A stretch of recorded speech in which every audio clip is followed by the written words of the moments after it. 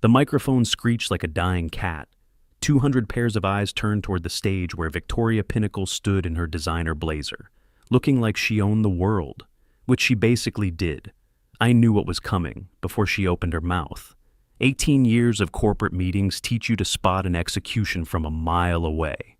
James Crawford, her voice boomed through the speakers. Each word had this weird satisfaction to it, like she'd been practicing. Your services are no longer required at Pinnacle Technologies. That's me, James Crawford, 48 years old. Just watch my career get shot in the head in front of 200 people. The words just hung there. Nobody knew what to say. I felt every single stare shift to me. Some looked shocked, others felt sorry for me. Most were just confused as hell. My work boots clicked on that polished floor as I stood up. Kept my cool like I learned in 6 years, Army and 18 years of this corporate game. Victoria's smirk got wider watching me stand. Daughter of Charles Pinnacle. Never built a damn thing in her life, but she sure knew how to tear things down. Her perfectly manicured fingers tapped the podium like she was playing piano. Effective immediately, she added, really enjoying herself now. That's when the whispers started, rippling through the crowd like someone dropped a rock in a pond. They knew who I was. The guy who showed up before sunrise and left after the cleaning crew went home. The guy whose code built everything this company became. But Victoria didn't give a crap about any of that. She cared about corner offices and expense accounts, about having her name on the company directory without earning squat. That fancy Wharton MBA didn't teach her that some things can't just be inherited. I started walking toward those glass doors. My reflection bounced off every shiny surface in the place. The Pinnacle logo hanging above our heads felt like it was mocking me with every step. 18 years. That's what I gave this place. Takes me back to when it all started. Before the glass walls and marble everything. Before this fancy 200-seat theater with its wall of monitors. Back when Pinnacle was 25 guys in a warehouse that smelled like burnt coffee and big dreams. I can still remember my fingers cramping from those endless nights writing code. We had these beat-up second-hand desks that wobbled every time you typed too fast. Other guys were out pitching to investors while I was building the guts that held everything together.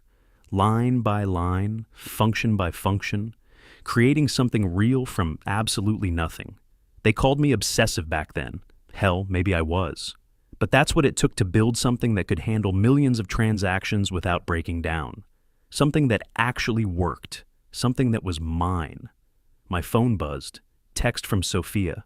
Dad, kids at school are saying weird stuff about Pinnacle on social media. Everything okay? Sophia's my daughter. She's 16, looking at colleges and those tuition. Bills keep me awake at night. Been that way since Linda died 3 years ago. Cancer took her, and the medical bills nearly took everything else. But Pinnacle needed me, and I needed the paycheck. So I stayed. Kept building. Kept sacrificing. Victoria had come to me about 6 months back, all smiles and fake charm. Wanted access to the core systems, admin privileges, basically the keys to everything I'd built. Come on, James, she'd said, leaning against my office door like she already owned it, which her family did. I need to understand how everything works if I'm going to modernize this place. Bring us into the 21st century. System has security protocols for a reason, I told her without looking up from my screen. Some doors are supposed to stay locked. Her smile went cold for just a second. I caught a glimpse of something ugly underneath before she put the mask back on. We'll see about that, won't we? Now, I guess we were seeing. First error message popped up on the monitors, maybe 30 seconds after I hit those doors. Just a tiny red flag and an ocean of green status lights. Most people wouldn't even notice something like that. But Tony Sullivan did. He's our transaction monitoring guy. Been here about 8 years. Good guy, knows his stuff. I could see the sweat starting on Tony's forehead as his fingers flew across the keyboard. More red flags started blooming everywhere. Payment processing, data retrieval, user authentication. Everything was starting to stutter and choke.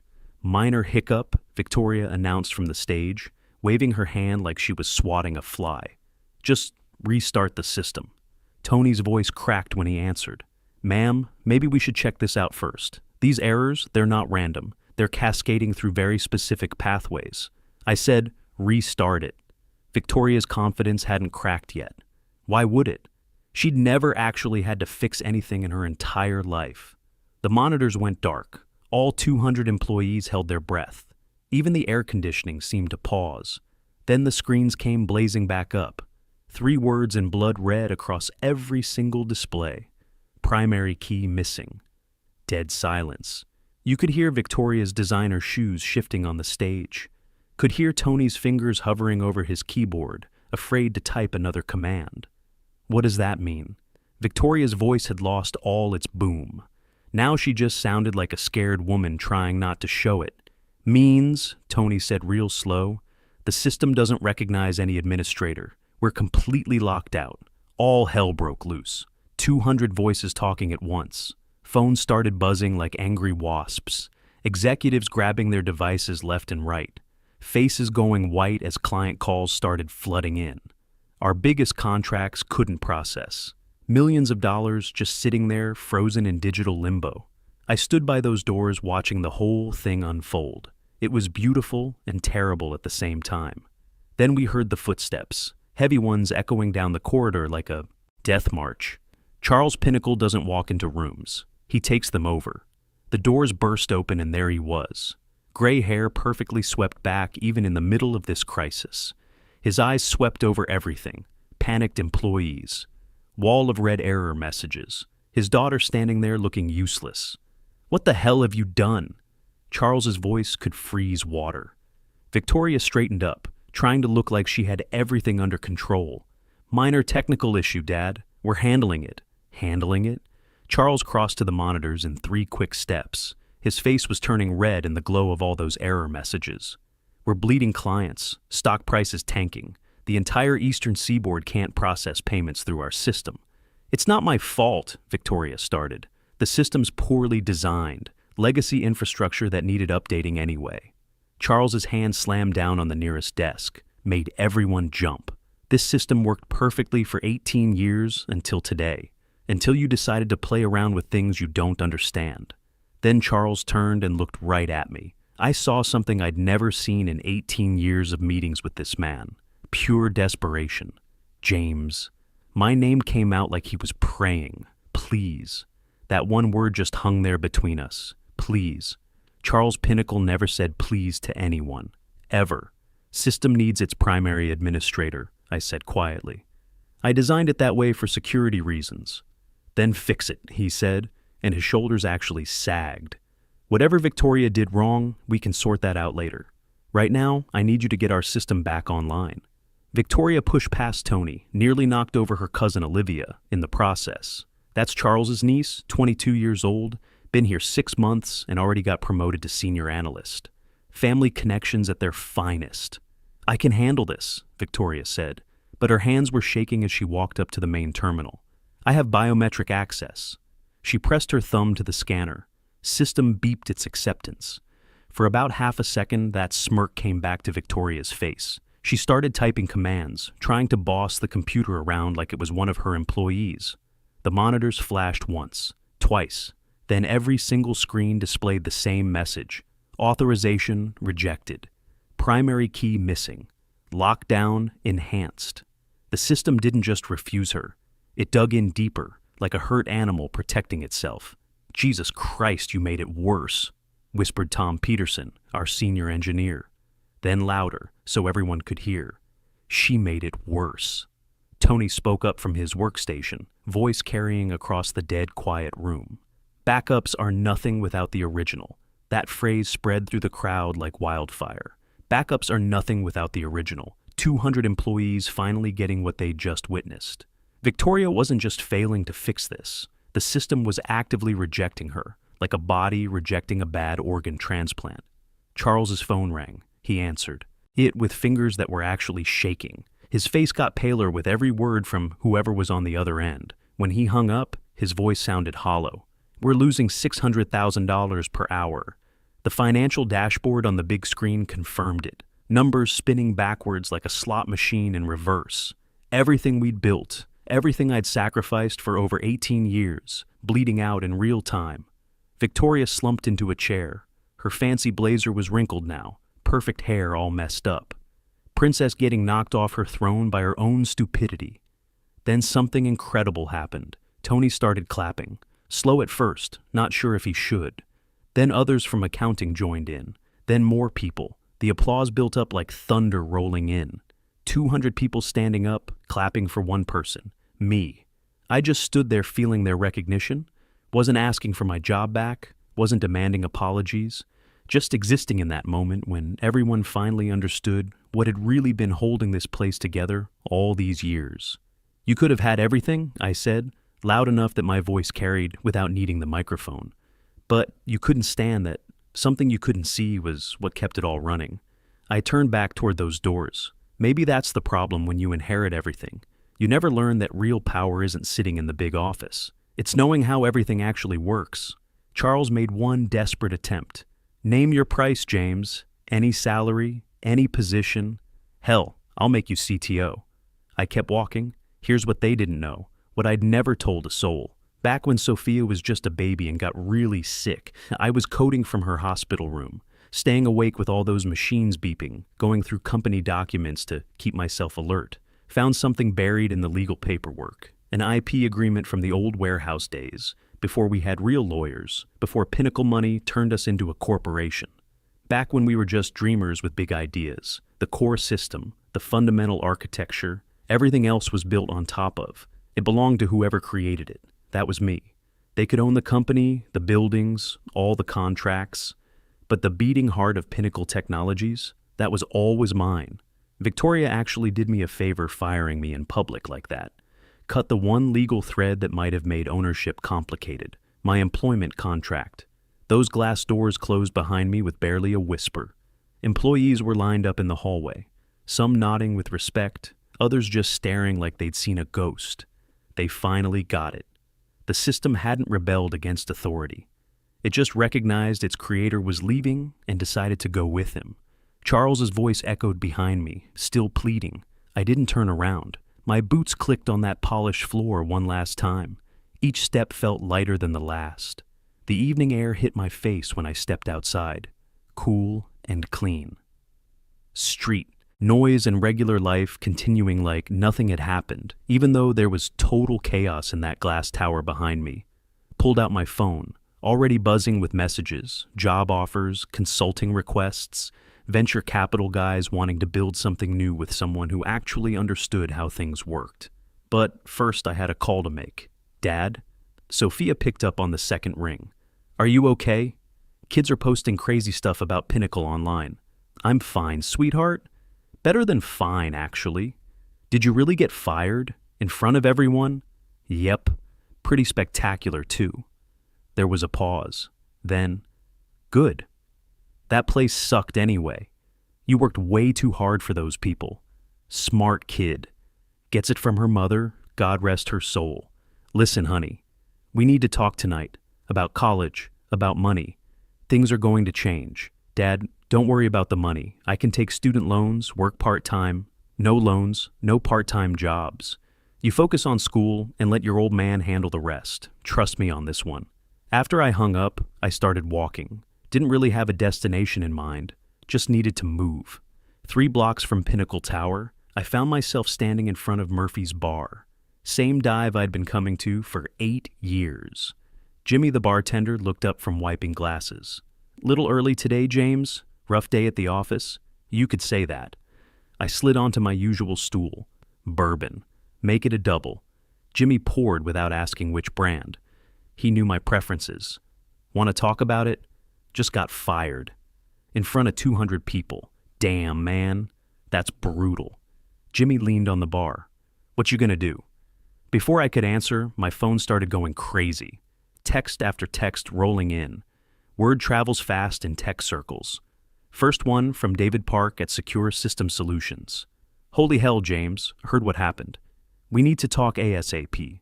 Second from Lisa Rodriguez at Tech Venture Capital. James, call me immediately. Have a proposition that'll interest you. Third from Tony, still back at Pinnacle.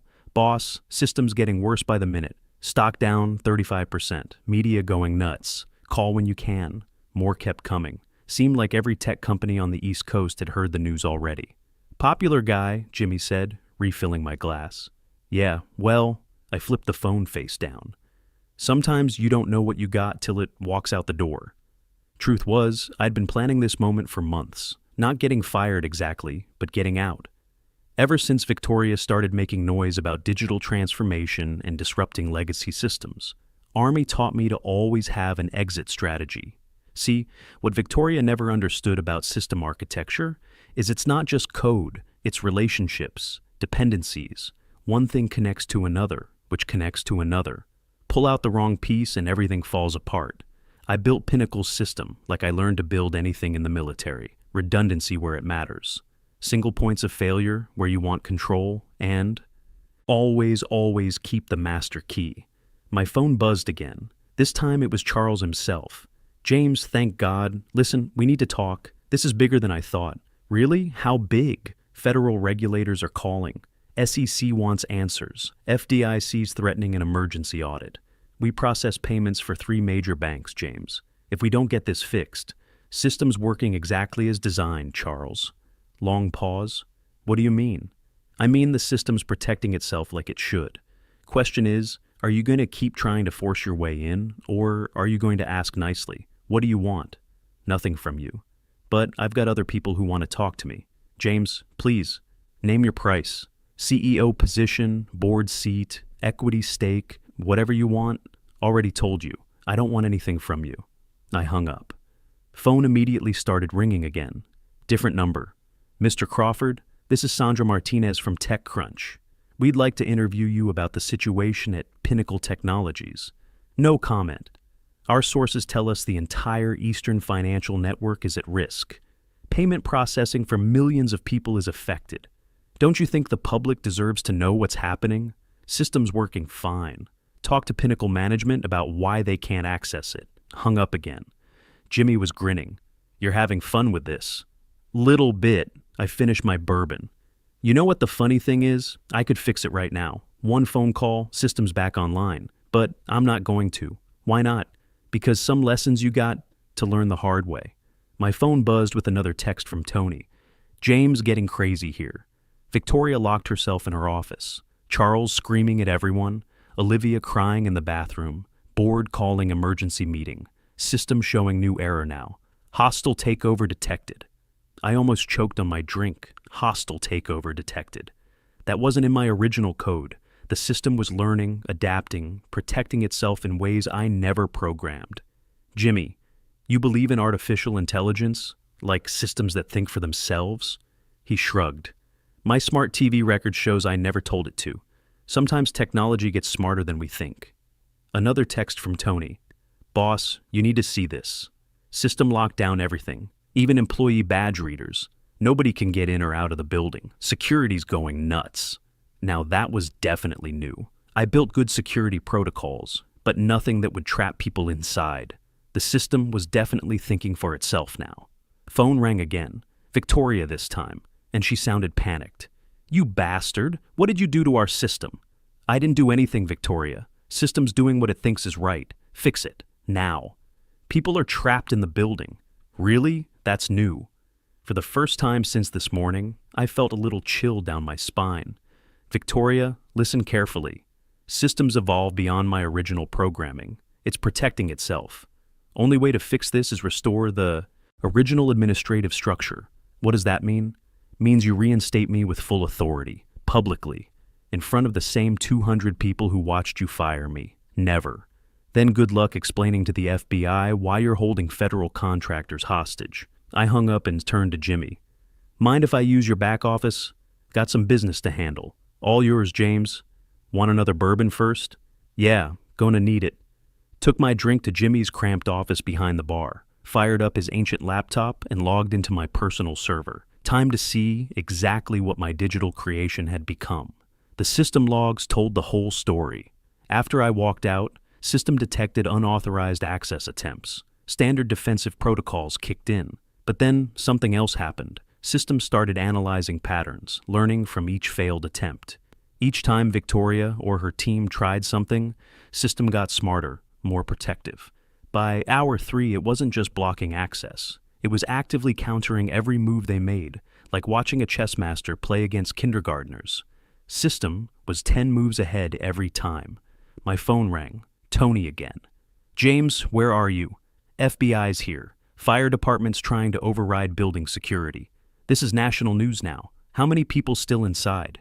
Maybe 150. Most got out when system first locked down, but some were in meetings, bathrooms, whatever. Now they're stuck. Anyone hurt?